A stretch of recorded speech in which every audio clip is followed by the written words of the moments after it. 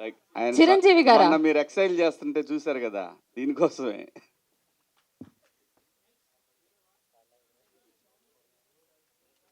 సరే ఇంకా మాకు సస్పెన్స్ వద్దు సార్ కొంచెం.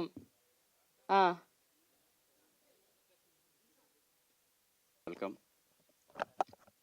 Hide and seek.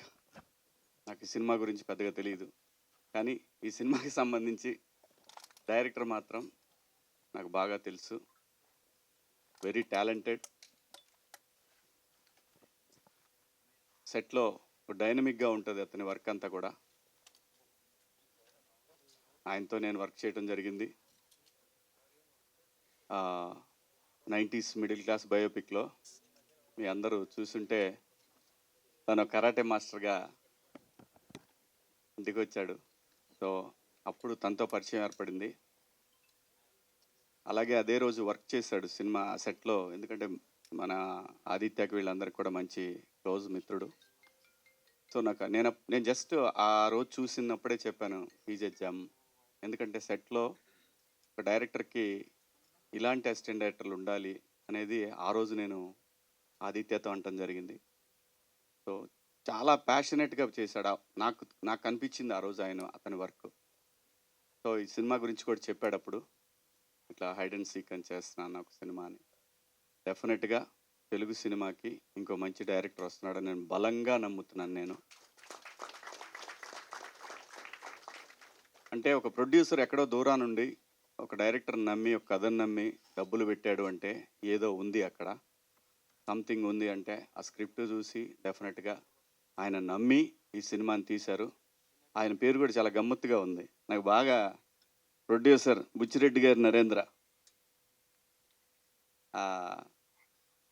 జనరల్గా బుచ్చిరెడ్డి గారి అనే పేరు ఉంటుంది కదా, అలాగే ఇంటి పేరు కూడా చాలా బాగా అనిపించింది నాకు. సో డెఫినెట్గా ఆయన నమ్మకాన్ని బసి ఒమ్ము చేయడని నేను బలంగా నమ్ముతున్నాను. అలాగే మనోడు హీరో, ఈ అమ్మాయి కూడా బాగా వెలిగిపోతూ ఉంది ఈ శారీలో. డెఫినెట్గా సినిమాలో కూడా, సినిమా రంగంలో కూడా అలాగే వెలిగిపోవాలని మనస్ఫూర్తిగా కోరుకుంటున్నాను. కొత్త టాలెంట్ అబ్బా, కొత్త కొత్త కాన్సెప్ట్స్తో వస్తున్నారు. ఇంతకుముందు అయితే కొంచెం కొత్త వాళ్ళు రావడానికి చాలా చూసేవాళ్ళు. డైరెక్టర్ అవ్వాలంటే చాలా టైం పట్టేది. ఓ 10 మంది దగ్గర అసిస్టెంట్ డైరెక్టర్గా పనిచేసి బాగా పేరున్న బ్యానర్లో వర్క్ చేసి పేరున్న డైరెక్టర్ దగ్గర వర్క్ చేస్తే సినిమా అవకాశం దొరికేది. సో కాలం మారింది.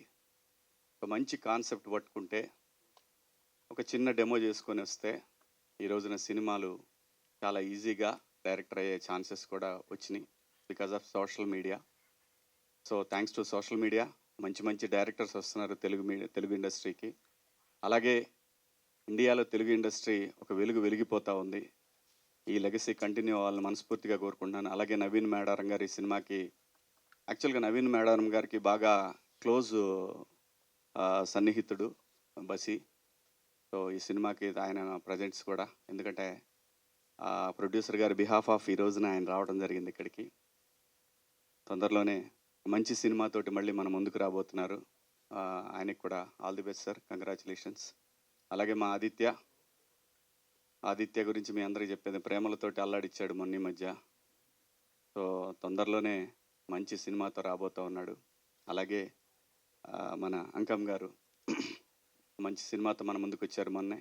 వీళ్ళందరూ కూడా, అంటే నేను ఈ పేర్లను ఎందుకు చెప్తున్నానంటే, ఒక యంగ్ టాలెంట్ ఈ స్టేజ్ మీద కనబడతా ఉంది. ఇంకొక యంగ్ టాలెంట్ని బ్లెస్ చేయడానికి, సపోర్ట్ చేయడానికి వచ్చారంటే మీ అందరికి కూడా థ్యాంక్స్. ఎందుకంటే మీ వల్లనే ఇండస్ట్రీ, ఈ యంగ్ టాలెంట్ వల్లే ఈ రోజున తెలుగు సినిమా ఇండస్ట్రీ ఫ్లరిష్ అవుతూ ఉంది. ఇది కంటిన్యూ అవ్వాలి. సో బసి ఆల్ ది బెస్ట్. మా ఈ హీరో కూడా ఆల్ ది బెస్ట్. అలాగే అందరికీ కూడా ఆల్ ది బెస్ట్ అండి. ఇందులో పనిచేసిన టెక్నీషియన్స్కి అందరికీ పేరు పేరున all the best and congratulations. Thank you media, thank you so much.